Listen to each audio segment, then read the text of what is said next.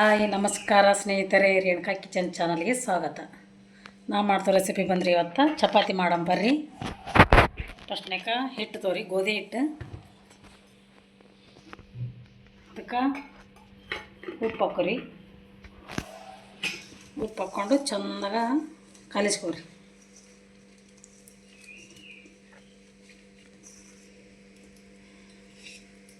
ಚಪಾತಿ ಅಂಕರ್ ಅಗದಿ ಸೂಪರ್ ಹಾಕೋ ನೋಡ್ರಿ. ಸ್ವಲ್ಪ ನೀರು ಹಾಕ್ಕೊಂಡು ಚೆಂದಾಗಿ ಕಲಿಸ್ಕೊರಿ. ಮೊದ್ಲಕ್ಕೆ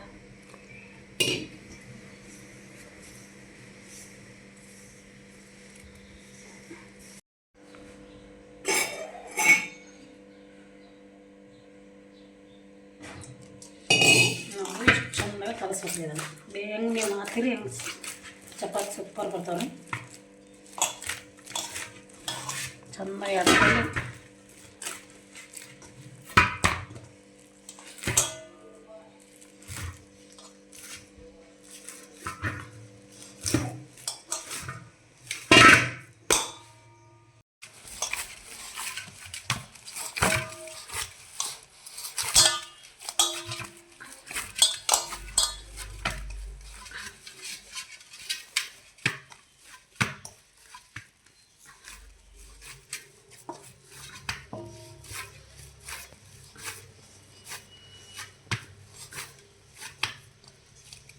ನೋಡಿರಿ ಇಷ್ಟು ಸಾಫ್ಟಾಗಿ ಕಲಸ್ರಿ.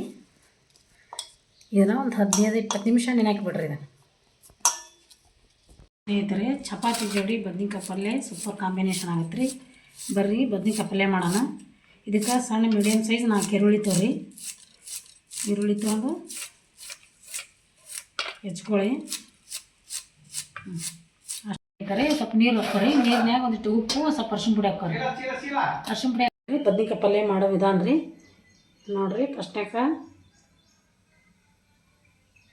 ಒಂದು 5 ಸ್ಪೂನು ಎಣ್ಣೆ ಹಾಕೋರಿ. ಬದ್ನಿಕಾಯಿ ಪಲ್ಯ ಭಾರಿ ಮಸ್ತ್ ಆಕತ್ರಿ.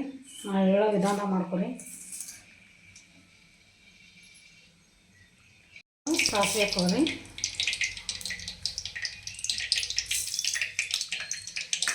ಸಾಸಿವೆ ಆದ್ಬಿಟ್ಟು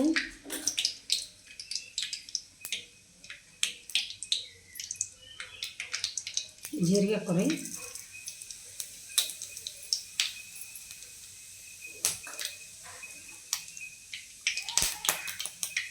ಆಮೇಲೆ ಕೊತ್ತಂಬರಿ ಹಾಕೋರಿ. ಕರಿಬೇವು ಹಾಕೋರಿ. ಆಮೇಲೆ ಹೆಚ್ಚಿದ್ದು ಉಳ್ಳಾಗಡ್ಡಿ ಹಾಕೋರಿ.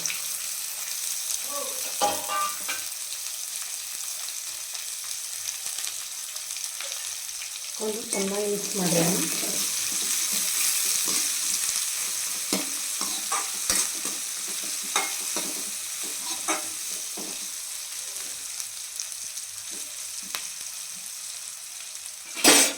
ನಂತರ ಅರ್ಶಿಣ ಪುಡಿ ಹಾಕೋರಿ.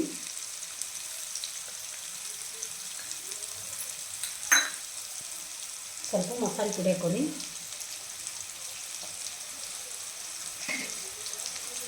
ಆಮೇಲೆ ಸ್ವಲ್ಪ ಬೆಲ್ಲ ಹಾಕೋರಿ. ಆಮೇಲೆ ಇದು ಹಸೆ ಖಾರ ರೀ.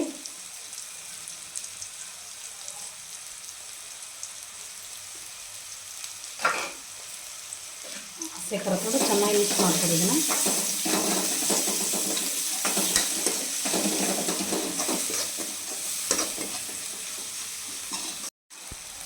ಆಮೇಲೆ ಉಪ್ಪು ಹಾಕೋರಿ. ರುಚಿಗೆ ತಕ್ಕಷ್ಟು ಉಪ್ಪು ಹಾಕ್ಕೊಂಡು ಮಿಕ್ಸ್ ಮಾಡ್ಕೊರಿ.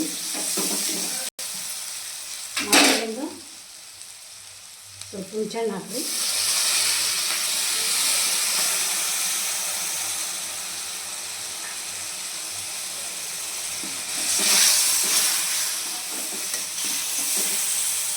ಹುಣಸೆಹಣ್ಣು ಹಾಕಿದ್ರಿ ಹೆಚ್ಚಿಟ್ಕೊಂಡಿದ್ದು ಬದ್ನಿಕಾಯಿ ಹಾಕಿರಿ.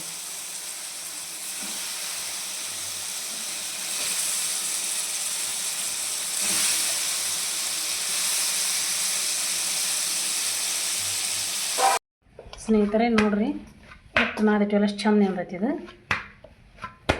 ಈಗ ಚಪಾತಿ ಮಾಡೋಣ ಬರ್ರಿ. ನೋಡಿರಿ, ಹಿಂಗೆ ಚಪಾತಿ ಮಾಡ್ಕೊರಿ.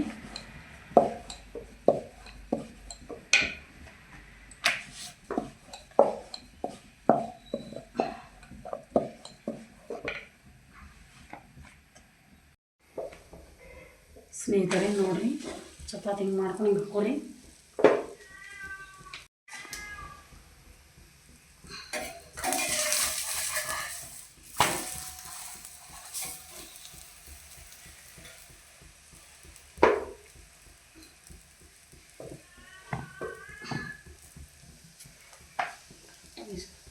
ನೋಡಿರಿ ಎಷ್ಟು ಸ್ನೇಹಿತರೆ ಎಷ್ಟು ಚಂದ ಬಂದದ್ದು ನೋಡಿ ಚಪಾತಿ.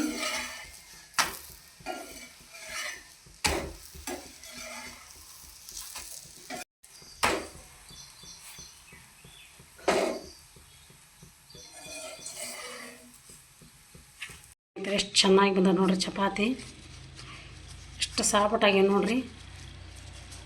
ನೋಡ್ರಿ ಎಷ್ಟು ನೈಸ್ ಬಂದ ನೋಡ್ರಿ. ಜೋಡ್ ಪದ್ರಿ ಚಪಾತಿ ಇದು.